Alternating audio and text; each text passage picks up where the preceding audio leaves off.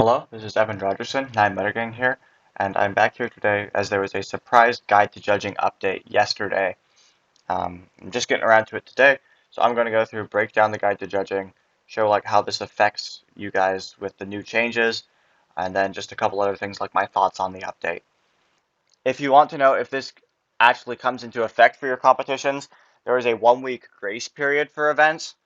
I know the KU event that we're hosting on this Saturday will not be using this updated guide to judging, but you can clarify with the EP. Like I would just reach out to the event partner. That was actually one of the Q&As that I made earlier in the season that you can reach out and they should tell you which version they're using. And before we get into it, please be sure to like and subscribe and leave a comment in order to please the YouTube algorithm. As usual, we will be having the updated version of the game manual on the right-hand side and the not updated version on the left-hand side. And additionally, I have red boxes to make it even easier to see which ones are new and which items were not there originally.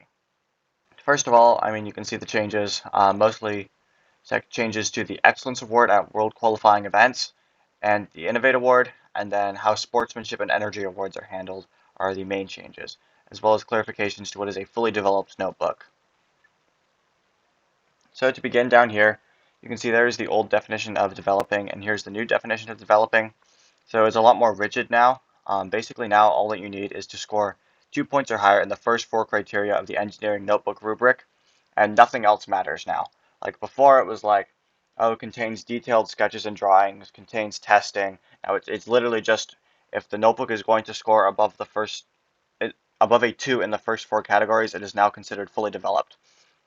Which then, yeah, on the flip thing, you can see great detail, detailed drawings, test results, solutions to problems. None of that matters anymore. It is solely just first 4 criteria of the engineering notebook rubric must score a 2.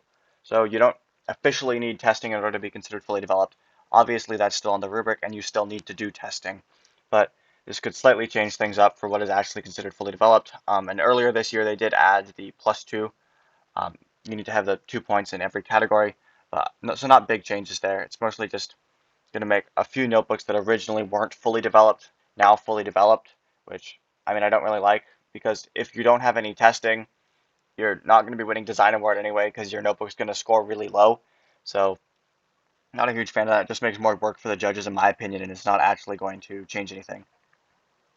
The next thing on the list is balance, and this kind of affects the changes to sportsmanship and energy awards now being able to be determined solely by volunteer nominations.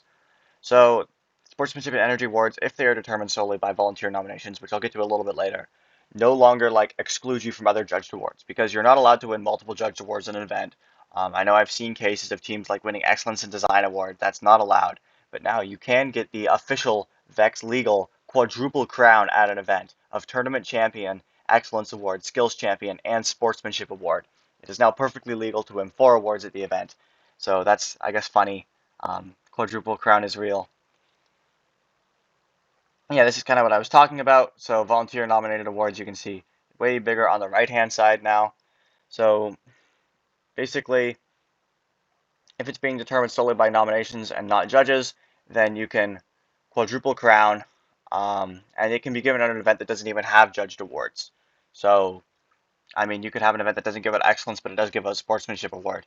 And then if it is determined by the judges and not by volunteer nominations, which I assume would be up to the event partner and judge advisor's discretion, then you can't win sportsmanship award and the excellence award. So if you're feeling like you should have gotten that quadruple crown but you didn't, then feel free to ask somebody if it was volunteer nominated or determined by judges.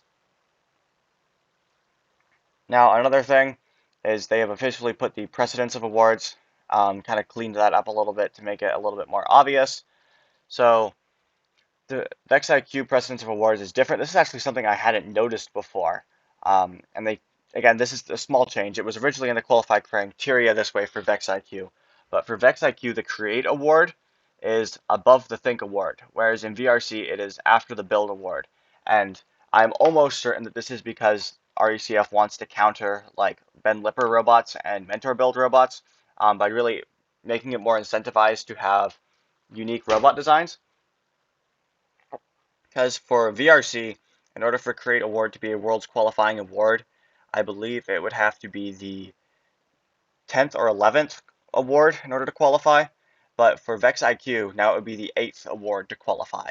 So it's more likely to be a Worlds qualifying award for Vex IQ events. It encourages Vex IQ teams to do Create Award.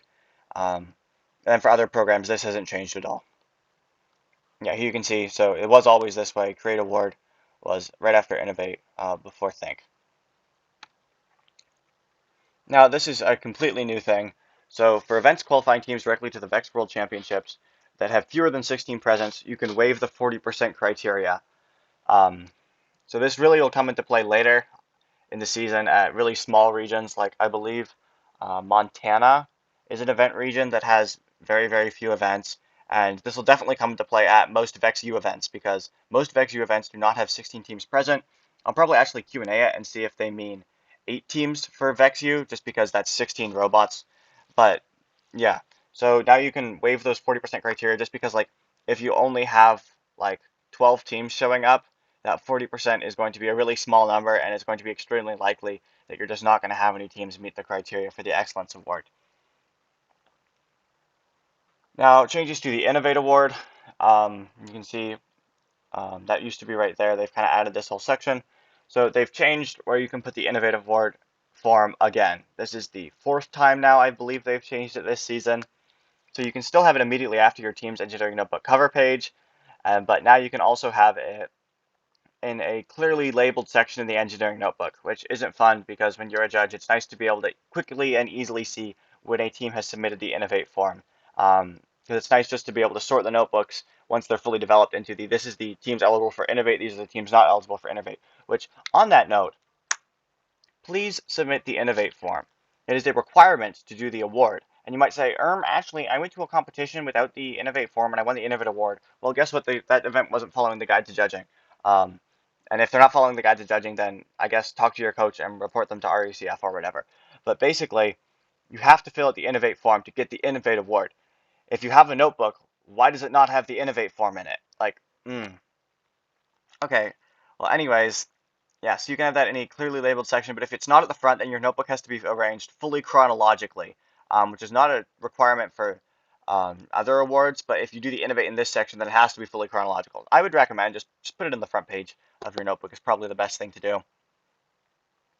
And then this is a new box, so intent of the award is to emphasize designs that are unique, novel, and creative. So it needs to be well documented, and you have to use it at the event. You can't just have it be something that's on your robot that you never actually use. And it cannot be commonplace, basic, or not in use. So they fixed the drive base loophole. The official wording on the Innovate form was that the submission on the Innovate form was unique among other Innovate submission forms at the event.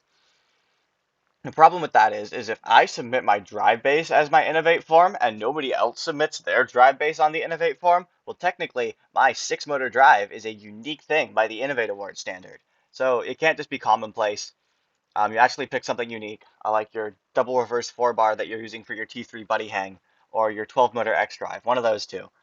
Great options. And other thing is they updated the graphic. This is the old graphic, which doesn't really have a lot of detail. And this is just a quick, easy reference for what scores 5s in all the categories of the rubric. Yep. So list 3 or more possible solutions when brainstorming. Citations are provided for ideas from outside sources. Citations are provided. In case you guys didn't hear me, citations provided. You must provide citations for your ideas in brainstorming. And in order for your citations to be valid, they must contain the title of the resource, the author of the resource, the date or publication of the resource, the version of the resource, and a location for where to find the source. This is a requirement on your citations, and the citations are a requirement for brainstorming. So please make sure that you have proper citations in your brainstorming so that you can score full points there. And yeah, do citations like this. Don't just give a link. This is how you do citations, people. I don't know how to make this any clearer, but this is how you do citations, and it's on the rubric. You have to do the citations. Okay. Moving on from citations. Select best solution. Select it using like a decision matrix or testing. Have a plan to implement the solution. I like to use CAD for that. Record build steps in detail so that you can follow the logic. Testing, record all steps to document the testing and then the results of the testing. And additionally, they say record notes and observations from competition performance. So I guess put your competition performance in testing, and then repeat design process, do the design process multiple times, and then identify the problem, which I guess I should have started with. I'd probably rotate that like, what would that be, 60 degrees if I were making this. But yeah, identify the problem and challenge in detail using words, pictures, diagrams, state your goals. So that kind of covers everything for this update. Nothing too major. So yeah, basically just make sure you submit the Innovate form, follow the new guidelines, and then that's really all that you can do personally. All right, so I think that wraps it all up, and I will see you guys in the next one.